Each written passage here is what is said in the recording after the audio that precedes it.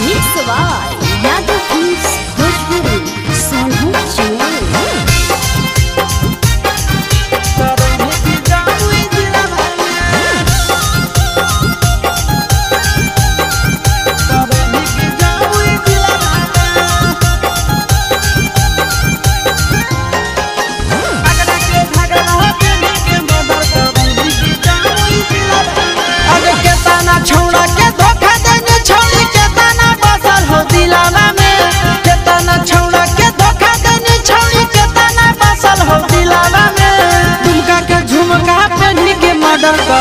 के जामुई जिला में दुमका के झुमका पहनी के मर्डर करई के जामुई जिला में आगे के तना छोड़ा के धोखा देनी छोड़ी के तना बस हो दिलावा में के तना छोड़ा के धोखा देनी छोड़ी के तना बस हो दिलावा में आगे एकरा के घगरा पहनी के मर्डर करई के जामुई जिला में एकरा के घगरा पहनी के मर्डर करई के जामुई जिला में।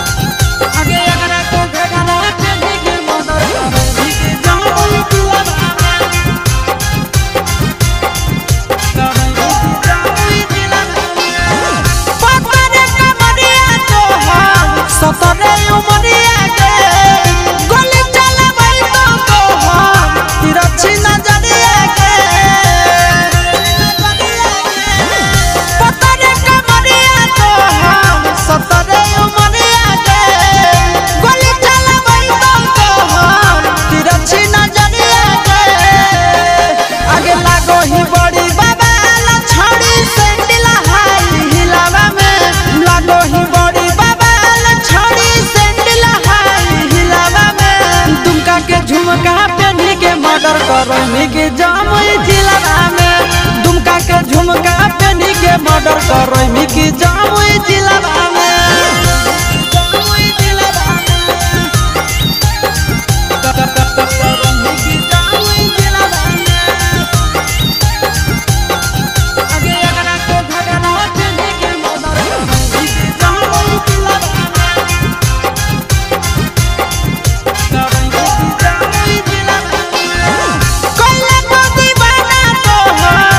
सिया के गजरा दे झगड़ा करई तो अखिया के